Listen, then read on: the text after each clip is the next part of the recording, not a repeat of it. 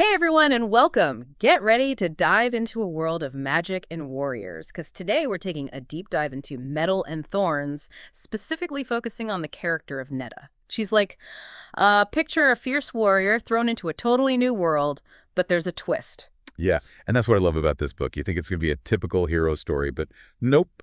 Netta's from the Sacred Tribe, right? And they're like the smallest, most underestimated group out there. So already the author's flipping the script on us. It's a total underdog story from the get-go, and I love how vividly the book describes the Sacred Tribe, like their warrior traditions, their resilience, and of course Netta's close bond with her sister, Nive. That bond's super important because Niv is basically this radiant, peaceful presence, total opposite of Netta, who's more, guarded. Makes you wonder what made her that way. For sure. And speaking of opposites, there's this early scene that really stuck with me. Netta, Nive, and this mysterious woman, Lioness, are boarding a ship to, this intense training ground. It's a classic hero's journey setup. But the way Netta and Lioness interact, you can just tell it's going to be anything but ordinary. Oh, yeah, the foreshadowing is brilliant. You can practically feel Netta's apprehension, like struggling to adjust. Gives you a taste of the challenges she's going to face. Totally. And then we get to Newings Isle, and things get real. Intense training, crazy social dynamics, even some pretty scary creatures. It's like the author just throws Netta into the deep end. She's got to sink or swim. Right? Exactly. But what I found fascinating was how relatable Netta's struggles are, even if you're not into, epic fantasy stuff. Absolutely. Like the training scenes, for example. She's pushed to her absolute limit, and you see this vulnerability in her we haven't seen before. That feeling of being in over your head. Totally. And then there's this whole romance aspect. Netta and another trainee, Lucas. There's a connection there, but it's complicated. Right. There's this underlying tension. And the novel hints at this, like traumatic event in Lucas' past.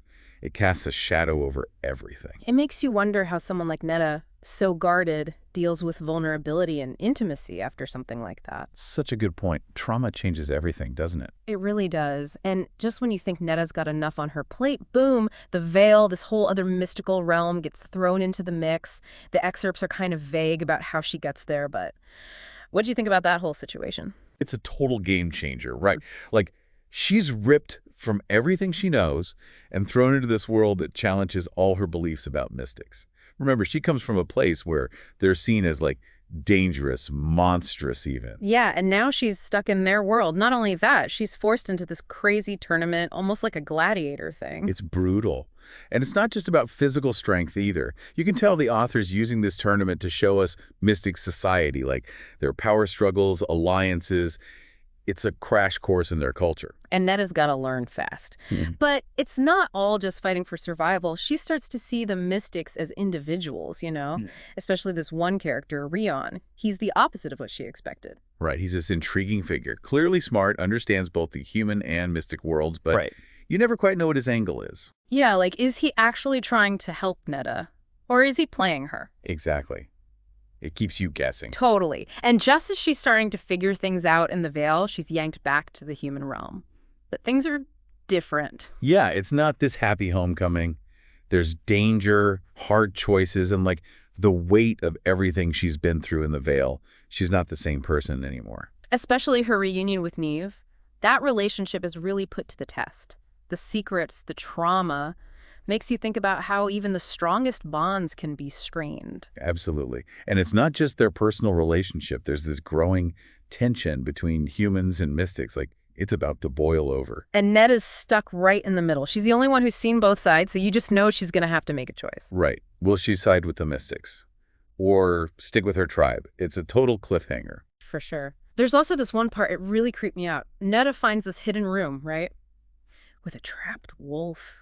Weird symbols, something really dark is going on. Oh, yeah. It's the author's hinting that there's more to the veil than meets the eye. A whole other layer of secrets and danger. Right. And maybe some things are better left buried. It makes you think, if you were Netta, ripped from your world, facing these crazy choices, what would you do? Stick with what you know. Or, take a leap into the unknown, even if it means questioning everything. That's what I find so powerful about her story. It makes you think about your own capacity for growth, How far would you go for the people you care about? How do you make sense of the past while facing the future?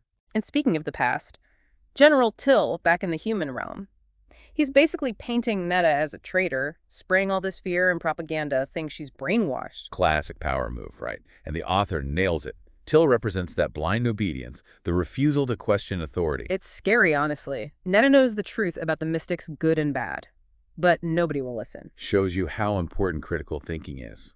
Got to question what you're told, look beyond the surface, have the guts to stand up for what's right, even when it's hard. But what gets me is Netta's resilience. Through all the betrayal, the danger, the uncertainty, she never backs down. She fights for what she believes in, protects the people she loves, and in the end, she kind of finds a way to bridge these two worlds that seem so at odds. It's inspiring, right? That human ability to overcome, to connect, even when it feels impossible. Even just these excerpts, they give you this message of hope, you know? Totally. So, listeners, as you keep diving into Metal and Thorns, remember, the real magic, it's not just the spells and creatures, it's about compassion, resilience, that courage to embrace the unknown. Any final thoughts on Netta and her journey? What really resonated with you? For me, it's how the author blends personal growth with these bigger themes. Prejudice, understanding, the fight for power. It reminds you that fantasy can hold up a mirror to our own world, make us challenge our assumptions. Couldn't have said it better myself. Maybe it'll even inspire us to face our own veils with a little more courage, a little more open-mindedness. It's been fantastic diving into Metal and Thorns today. Absolutely. And for our listeners, if you want to explore these themes further, we've got a reading list on our website, so be sure to check it out. Until next time, keep exploring, keep asking those tough questions, and keep diving deep. At the end of this podcast, please share your thoughts on the book, and if you enjoy this content, don't forget to like and subscribe for more.